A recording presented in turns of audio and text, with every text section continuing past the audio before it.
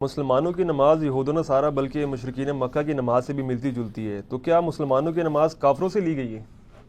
کافروں سے نہیں لی گئی ہے، نماز تو یعنی پچھلی شریعتوں میں بھی چل رہی تھی نا۔ قرآن پاک میں آتا ہے نا کہ کفار مکہ نے نماز جو ہے وہ سیٹیاں اور تالیوں کے اوپر ہی صرف محمول کر دی ہے، لیکن اس زمانے میں بھی یہود و نصارہ بھی نماز پڑھا کرتے تھے، حتیٰ کہ 7واں پارہ آغاز ہی اس سے ہوتا ہے کہ جب قرآن پاک تلاوت کیا جاتا ہے تو جو کرسچنز کے اندر بھی جو اہل علم لوگ تھے، جو اللہ کی وحی کو پہچانتے تھے، تو اللہ تعالیٰ فرماتا ہے کہ تم دیکھتے ہو کہ وہ ٹھوڑیوں کے بل گر پڑتے ہیں زمین پہ اور ان کی آنکھوں سے آنسو روا ہو جاتے ہیں کہ یہ اللہ کا کلام ہے۔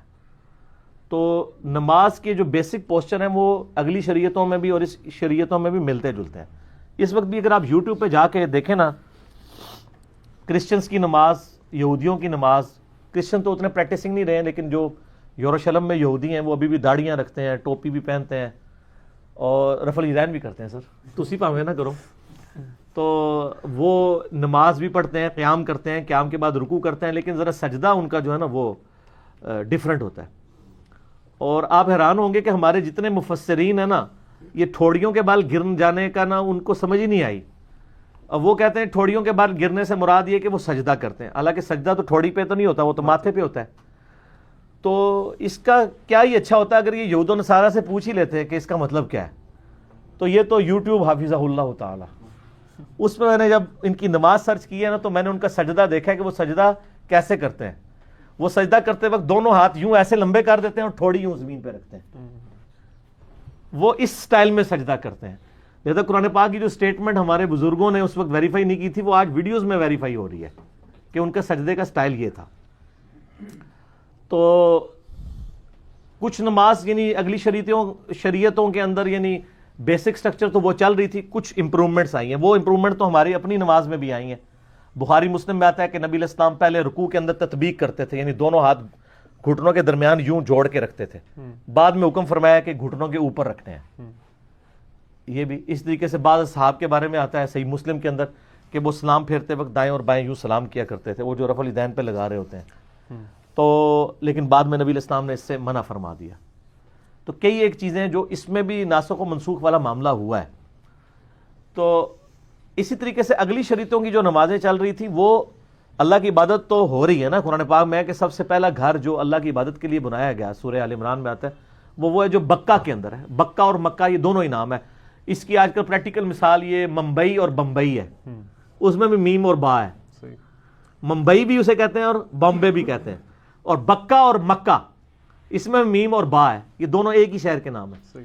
تو عبادت تو ہو رہی تھی نا جب سے پہلے انسان دنیا میں موجود ہے، تو وہ عبادت ٹیمپرڈ فارم میں تھی، پھر نبی علیہ السلام نے اس میں جو غلطیاں تھیں وہ دور کی، تو وہ شریعت ابراہیمی چل رہی تھی۔ حضرت ابراہیم علیہ السلام کی شریعت ٹوٹی پوٹی فارم میں مشرکین عرب کے ہاتھوں پائی جاتی تھی، اپنے جد امجد کے طور پہ صحیح، یہود و نصارہ تو چلے ان کو پیغمبر مانتے تھے۔ اس لیے آپ دیکھیں قرآن پاک میں آتا ہے الحج اشہر معلومات، حج کے مہینے سب کو معلوم ہے، قرآن نے حج کے مہینے بتائے نہیں ہیں، اور یہ کہہ کے کہ سب کو معلوم ہے انڈورس کر دیا کہ مشرکین عرب جن مہینوں میں حج کر رہے ہیں نا، یہی مہینے حج کے ہیں۔ مہینے اس لیے ہیں کہ ظاہر ہے کہ دور سے آنا ہوتا تھا تو احرام تو پہلے باندھنا پڑتا ہے نا، تو لوگ رمضان کے بعد ہی نکل پڑتے تھے حج کے لیے۔ تو رمضان کے بعد کے جو کنزیکٹیو مہینے ہیں نا، 3 شوال ہے، ذوالقعدہ، ذوالحجہ، یہ حج کے مہینے مانے جاتے تھے۔ باقی وہ حج کی جو ایکٹیویٹیز جو ہونی ہے یوم عرفہ کی یا مزدلفہ کی یا عرفات کی، وہ تو انہی دنوں میں ہوتی تھی، لیکن یہ سارے مہینے حج کے مہینے شمار ہوتے تھے۔ اور قرآن کہہ رہا ہے کہ سب کو معلوم ہے، یعنی جو آلریڈی ٹیمپرڈ فارم میں شریعت چل رہی ہے وہ ٹھیک ہے۔ اسی طریقے سے صفا اور مروہ یہ بھی مشرکین عرب کرتے تھے، اگرچہ انہوں نے صفا مروہ پہ بت بنائے ہوئے تھے، اور جب مسلمان، صحیح بخاری مسلم میں آتا ہے کہ صفا مروہ کی صحیح کو اچھا نہیں سمجھتے تھے، وہ سمجھتے تھے یہ مشرکین عرب کی ٹرینڈ ہے، تو اللہ تعالیٰ نے پھر کیا فرمایا، ان الصفا والمروہ من شعائر اللہ، کہ بھئی مشرکین عرب کی ہر بات ہی غلط نہیں ہے، کچھ چیزیں ٹھیک، یہی ہم کہتے ہیں کہ سر بریلویوں کی ہر بات ہی غلط نہیں ہے، دیوبندیوں کی ہر بات ہی غلط نہیں ہے، اہل حدیث کی ہر بات ہی غلط نہیں ہے، اہل تشیع کی ہر بات ہی غلط نہیں ہے۔ تو آپ غلط باتوں کو چھوڑیں، صحیح باتوں کو لیا کریں، لیکن ادھر کیا ہوتا ہے، صحیح باتیں اپنے لیے لیے ہوتی ہیں صرف، وہ کل حزب بما لدیہم فرحون، ہر فرقہ اس پہ خوش ہے جو اس نے پکڑا ہوا ہے۔ اہل حدیث توحید کو پکڑ کے بیٹھے ہوئے ہیں، بریلوی جو ہے وہ میلاد اور عشق رسول کو لے کے بیٹھے ہوئے ہیں، دیوبندی جو عظمت صحابہ کو، اور شیعہ جو ہیں وہ محبت اہل بیت کو، اور باقی ساری چیزیں انہوں نے پس پش ڈالی ہوئی ہیں. کل حزب بما لدیہم فرحون. تو یہ نماز تھی پہلے. اسی لیے غامدی صاحب نے ایک جملہ بولا تھا جو بعض لوگوں کو سمجھ نہیں ہے، میں اس کو یعنی میں غامدی صاحب سے کئی معاملات میں شدید اختلاف رکھتا ہوں اور بڑے سنگین نوعیت کا، اس کے باوجود یہ انہوں نے بڑی اچھی بات کی تھی کہ سنت قرآن پر مقدم ہے. مقدم سے مراد یہ نہیں کہ سنت قرآن سے افضل ہے، مقدم سے پہلے ہے کہ سنت قرآن کے نزول سے پہلے کی موجود ہے، قرآن بعد میں آیا ہے. آپ مجھے بتائیں، جب قرآن کہتا ہے الحج اشہر معلومات، حج کے مہینے سب کو معلوم ہے، تو یہ آیت تو بعد میں آئی ہے لیکن حج کے مہینے پہلے سے لوگوں کو پتہ ہے. وہ سنت ابراہیمی چل رہی ہے. طواف کے چکر وہ لگاتے تھے، ساتھ ہی لگاتے تھے، لیکن ننگا طواف کرتے تھے، سیٹیاں مارتے تھے. وہ سیٹیاں اور ننگا طواف کرنا غلط تھا، لیکن طواف کعبہ ٹھیک تھا. اسلام نے یہ نہیں کہا کہ یہ ایک پتھر کا طواف ہو رہا ہے اور یہ بت پرستی ہے، یہ تو نہیں کہا. حجر اسود کی بھی رسپیکٹ موجود تھی. آپ کو پتا ہے کہ نبی علیہ السلام کی بعثت سے پہلے حجر اسود کا جب جھگڑا ہوا تھا تو کیا طے پایا تھا کہ صبح سب سے پہلے جو حرم مکہ میں داخل ہوگا اس سے فیصلہ کرائیں گے. تو نبی علیہ السلام نے وہ فیصلہ کیا کیا؟ آپ فرمایا چادر بچھاؤ اور سارے ایک ایک کونا پکڑو، اور پھر آپ علیہ السلام نے اپنے مبارک ہاتھوں سے اسے نصب کیا. تو حجر اسود کو جنتی پتھر کے طور پر مشرکین عرب کے لوگ بھی مانا کرتے تھے. قرآن سے پہلے سے ہی وہ ایک معاملات چل رہے تھے. اس طرح کی کئی چیزیں تھیں. تو نمازیں اگلی شریعتوں میں بھی تھیں. نبی علیہ السلام نے اس نماز کی صحیح فارم لوگوں کے سامنے رکھی، طواف کعبہ کی صحیح فارم رکھی، حج کی جو ایکٹیویٹی صحیح تھیں ان کو اسی طرح رکھا، جس میں غلطیاں آ چکی تھیں ان غلطیوں کو ریکٹیفائی کیا. اور یہ ایک پیغمبر کا کام ہوتا ہے. اب پیغمبر کے بعد قیامت تک کوئی پیغمبر تو نہیں آئے گا، لیکن ایسا نہیں ہے کہ اب شریعت میں کوئی بدعت نہیں داخل ہوں گی، وہ تو داخل ہوں گی. وہ تو آپ علیہ السلام کی صحیح مسلم میں حدیث ہے کہ فَإِنَّ خَيْرَ الْحَدِيثِ كِتَابُ اللَّهِ وَخَيْرَ الْهَدِي هَدْيُ مُحَمَّدٍ صلی اللہ علیہ وآلہ وسلم وَشَرَّ الْأُمُورِ مُحْدَثَاتُهَا وَكُلَّ مُحْدَثَةٍ بِدْعَةٍ وَكُلَّ بِدْعَةٍ ضَلَالَةٍ. اور سنن نسائی میں آگے آتا ہے وَكُلَّ ضَلَالَةٍ فِي النَّارِ. سب سے بہترین کلام اللہ کی کتاب ہے، ہدایت یافتہ راستہ محمد صلی اللہ علیہ وآلہ وسلم کا ہے. بدترین کام وہ ہیں جو دین میں خود سے داخل کیے جائیں، اور وہ تمام کام بدعتیں ہیں. تمام بدعتیں گمراہیاں، اور تمام گمراہیاں دوزخ میں لے جانے والی. تو یہ آپ نے پہلے فرمایا کہ بدعات تو داخل ہوں گی لیکن بچنا ہے. لیکن ان بدعات کی ریکٹیفیکیشن کیسے ہوگی؟ پیغمبر تو نہیں آئے گا. تو اس امت میں اللہ تعالیٰ نے مجددین رکھ دی ہیں. سنن ابی داؤد میں صحیح سند کے ساتھ حدیث ہے، المستدرک للحاکم میں بھی موجود ہے کہ اللہ تعالیٰ ہر صدی کے کنارے پر ایک ایسا شخص مبعوث کرے گا جو اس وقت کے بگاڑ کو دور کر کے دین کی تجدید کرے گا. آئے گا وہ ایج کے اوپر.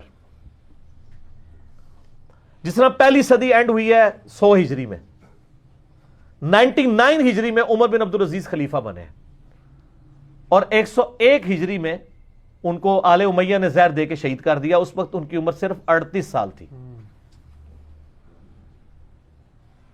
38 سال عمر تھی. یعنی آپ 38 سال سمجھیں لیونر ایئرز کے، ہمارے عیسوی کے اعتبار سے تو 37 سال. میری عمر جو ہے الحمدللہ 41 سال کراس کر چکی ہے. مجھ سے 4 سال پہلے وہ دنیا سے چلے گئے تھے اور آتی دنیا کے اوپر اپنے اثرات چھوڑ کے گئے ہیں. عمر بن عبدالعزیز اسلام کے پہلے مجدد مانے جاتے ہیں، اور یہ سنی اور شیعہ دونوں ان کو مشترکہ طور پہ مجدد مانتے ہیں کہ انہوں نے 100 سال پورے ہوئے تو جو خرابیاں اس وقت پیدا ہوئی تھیں اب وہ خرابیاں آپ کو علماء نے تو نہیں بتانی ہیں. انہوں نے کون سی خرابیاں دور کی ہیں؟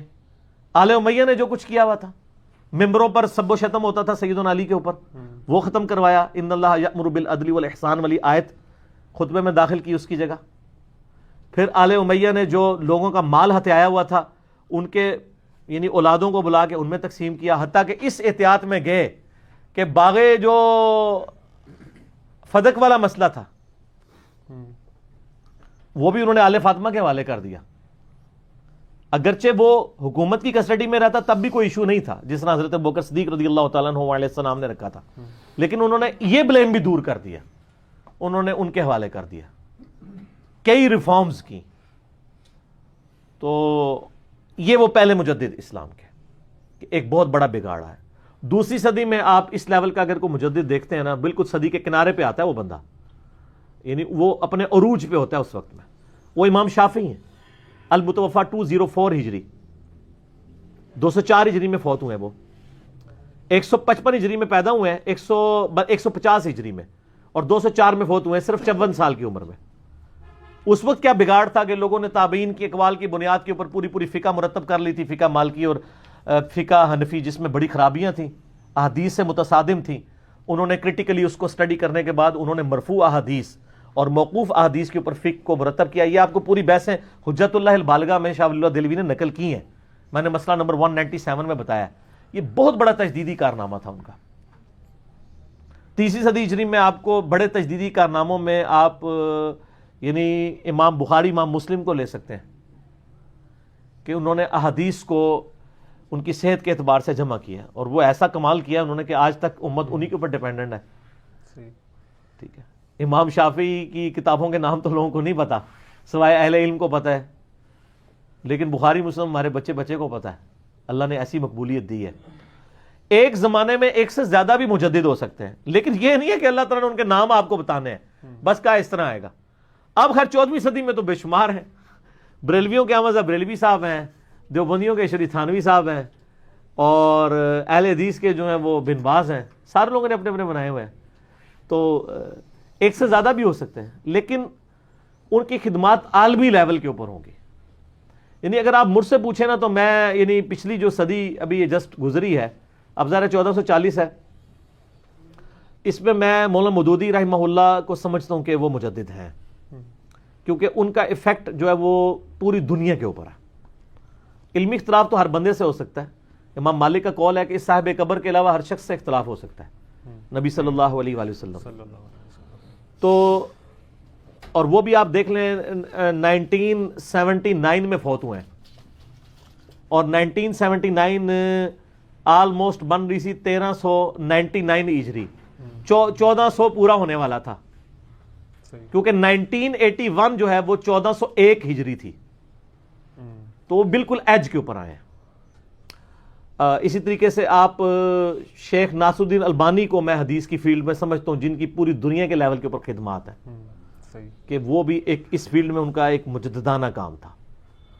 ایک سے زیادہ لوگ بھی ہو سکتے ہیں، اپنی اپنی فیلڈ کے لوگ بھی ہو سکتے ہیں۔ عمر بن عبدالعزیز نے بھی ظاہر کو حدیث کی کتاب تو لکھ کے آپ کے حوالے نہیں نہ کی، انہوں نے ایک خاص فیلڈ میں کہ حکومتی بگاڑ کو ٹھیک کیا۔ دوسری طرف امام زہری کی انہوں نے ذمہ داری لگائی کہ حدیثوں کو کمپائل کیا جائے۔ ہر زمانے میں نہیں، اور ضروری نہیں کہ عمر بن عبدالعزیز اکیلے ہی مجدد تھے پہلی صدی کے۔ حدیث کی فیلڈ میں اگر آپ دیکھا جائے تو امام زہری بھی پہلی صدی کے مجدد بنتے ہیں، کہ انہوں نے امام زہری کی ذمہ داری لگائی تھی عمر بن عبدالعزیز نے حدیثوں کو جمع کرنے کے اعتبار سے، تو یہ ان کی ایک بہت بڑی کنٹریبیوشن تھی۔ تو ایک سے زیادہ لوگ بھی مجدد ہو سکتے ہیں کہ ان کی وہ کنٹریبیوشنز ہوں گی۔ تو بات کہاں سے کہاں نکل گئی، میں یہ چونکہ آج کل ایک فتنہ بھی مجددین کے حوالے سے اٹھا ہوا تھا کہ جی وہ نام بتانا نبی علیہ السلام کی ذمہ داری نہیں، آپ نے نام بتایا نہیں، آپ فرمایا کہ اللہ تعالیٰ اپنے کو بندہ اٹھائے گا۔ نام بتا دیتے تو پھر تو مسئلہ ہی ختم ہو جاتا، پھر تو امتحان ہی نہ رہتا سر۔ یہ امتحان اسی لیے باقی ہے نا، ٹھیک ہے نا۔ ہاں نام ایک ہی بندے کا بتایا جو مجدد کے طور پہ آئے گا، وہ ہے محمد بن عبداللہ المہدی، جو آخری مجدد ہوگا اسلام کا، خلیفۃ اللہ مہدی، اس کا نام بتایا ہے، باقیوں کو بس ایک جنرل ذکر کیا ہے۔ باقی تو ہر بزرگ اپنے اپنے فرقے کے بزرگوں کو مجدد کہتے ہیں، چاہے ان کو گلی محلے کے لوگ بھی نہ جانتے ہوں، تو وہ انہی کو مجدد ڈکلیئر کر رہے ہوتے ہیں، اور وہ بھی ایک فرقے کے، دوسرے والے تو کہتے ہیں بہت بڑا گستاخ تھا، بہت بڑا مشرک تھا۔ تو باقی یہ ہے کہ یہ جتنے بڑے بڑے مجددین ہیں نا، اپنے دور میں ان کو کوئی اچھا نہیں سمجھا گیا، بعد میں لوگوں کو پتا چلا ہے۔ امام بخاری کی موت کس طرح ہوئی ہے، یعنی اینڈ پہ وہ کہیں پہ بھی جاتے تھے، ان کے شہر میں داخلے پہ پابندی تھی، کیونکہ ان کے استاد وہ جو امام زولی تھا اس نے فتنہ کھڑا کر دیا، وہ خلق قرآن کے مسئلے میں وہ غلو کرتا تھا، اور امام بخاری کی للہیت دیکھیں، اسی زولی سے امام بخاری نے صحیح بخاری میں حدیثیں دی ہیں۔ سر یہ حوصلہ ہونا چاہیے، میں بھی یہ اللہ کے فضل سے آج کے دور میں یہ والا حوصلہ میرے اندر بھی ہے کہ جو مجھے مرتد اور پتہ نہیں کیا کچھ کہتے ہیں، میں انہی کے پیچھے نمازیں بھی پڑھتا ہوں، اور جب کوئی علمی خدمت آتی ہے میں ان کو کوٹ بھی کرتا ہوں کہ انہوں نے اس معاملے میں یہ بڑا اچھا کام کیا، آپ دیکھ لیں۔